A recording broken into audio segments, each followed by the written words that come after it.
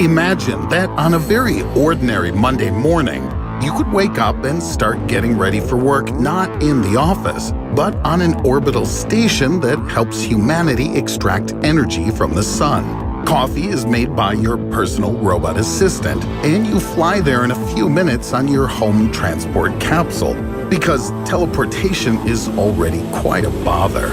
And in the evening, you don't go to a nearby cafe or just drink coffee, but fly to a neighboring planet, because that's where the best chef in the entire galaxy lives, who prepares mind-blowing calzones. What if I told you that you could live to see such a day? Back in 1964, the Soviet scientist Nikolai Kardashev created a scale that classifies global civilizations according to their level of development. He determined that the progress of society depends on two things: energy and technology. The more energy a civilization has, the more technology it can create. And the more useful technologies are created, the more new energy can be controlled. Unfortunately, humanity, with all its achievements, SpaceX, iPhones, and Amazon, still hasn't even reached the first level of this scale. We now proudly occupy the position of a zero-level civilization. How much do we need to do to reach the first level? According to data on global energy consumption, we've passed only 0.16%. To make this clearer, if we compare the level of humanity to a dive into the depths of the Mariana Trench, we have barely wet our feet running away from the wave. We'll reach the first level when humanity learns to extract energy from everything on the planet. Imagine that we'll be able to control earthquakes, tsunamis, and the force of gravity. We'll be able to extract energy from everything around us. Probably there'll be such professions as electrician of ocean waves or tamer of the movement of continental plates. Sounds cooler than manager. Electricity will be extracted from almost everything around us. The issue of charging all our gadgets from the network will become history. Batteries will always be at 100%. The same factor will also affect the charging of your electric cars, finally turning them into an ideal, eco-friendly way to travel around the planet. Rain will no longer be a way to hide tears when parting with your girlfriend, but a unique charge for heating homes. And the developed technologies will turn forest fires into a way to green the planet, because their energy will help irrigate and fertilize trees planted on the site of the burned forest. We'll finally stop extracting minerals from the Earth's interior and thus stop depleting our home planet. But this is all kind of simple and boring. At the second level, civilization will be able to subdue the energy of the sun and the entire solar system. This already looks like the beginning of a script for a new Hollywood blockbuster starring Will Smith. Humanity has already figured out how to do this. Inspired by science fiction novels, American physicist Freeman Dyson came up with a sphere that received his last name. The Dyson sphere is a structure in the form of a huge shell. By huge, we're referring to a galactic scale that covers the sun. No Babe Ruth could hit a ball like that, right? Its main function is to extract the energy of a central star. Sounds ambitious. Exactly the same as the people who will populate not only the Earth, but also the rest of the planets of our system. Venusians and Martians will be like Frenchmen or Spaniards to us, just people from a neighboring planet who can fly for a visit on intergalactic low-cost airlines, save for $50 both directions. I think you'll have to spend an hour and a half traveling, because a good hour of time will be spent waiting for your luggage at baggage claim. Yes, some things in this world are eternal. But this is far from the limit of perfection. Imagine that we could subdue our entire galaxy, all of the stars and planets of the Milky Way, and give their energy to humanity. Dang, this is unbelievable. Fasten your seatbelts. We're moving to the third level.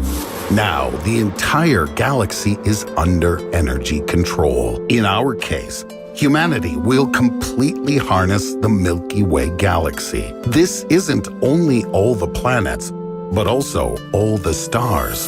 We'll build a myriad of Dyson spheres and become the true masters of the world. Imagine that schools will conduct excursions to the Dyson sphere systems. The Galaxy Soccer Championship will be held every 4 light years to allow all players to prepare for the tournament, because the average life expectancy of a person is likely to be approximately infinite. Why? Don't forget that energy storage is now possible not only in material media, but also inside each person. Each of us is a small battery that is constantly being fed. Even the usual dinner, instead of being a mandatory procedure, will turn into a way of passing time and spent for your own satisfaction. My grandmother's phrase, "If you don't want to eat, don't eat," takes on a whole new meaning. After this description, questions arise in my head. What will happen next? The Kardashev classification was ably expanded by science fiction writer Helge Kautz and added several more levels to the classification of civilization. Get ready to unleash your imagination to the fullest. We're moving to the 4th level.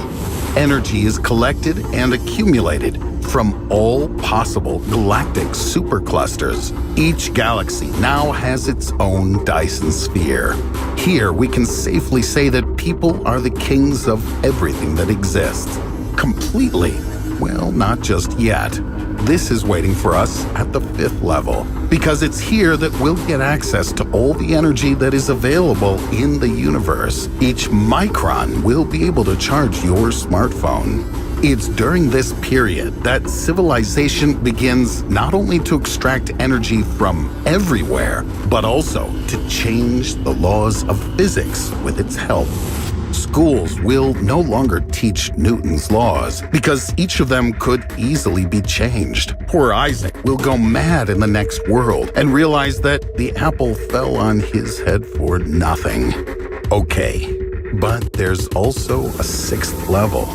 Yes, there's much further and something still much cooler.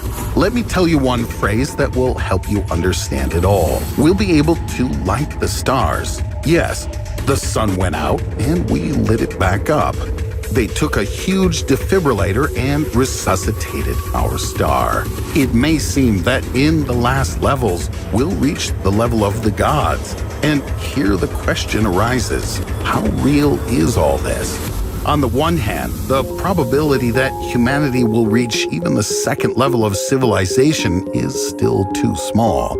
And this whole theory can only be an excuse for writing a new science fiction novel, which Christopher Nolan will then want to make a movie based on. On the other hand, we evolved from primitive Australopithecines to intelligent people about 5 million years ago. 100 years ago was a luxury for a person to just wash themselves. And now you can find out what is happening anywhere in the world with your thumb in a smartphone gadget that's accessible to everyone. The speed of our development is growing. Raymond Kurzweil, futurologist and technical director of Google, claims that in the year 2045, there will be a technological singularity. What does this mean? In his opinion, humanity will unite and turn the Earth into one giant computer, which will speed up progress and make it so fast that every moment there will be a scientific discovery. Who knows? Maybe in such a world, it will no longer be a problem for us to subdue the energy of an entire galaxy. It may well be that in a few decades, we'll see a completely new classification where the current level of development will seem to us like primitive times. I hope that science and man's quest for knowledge will open up possibilities that we can't even guess at yet.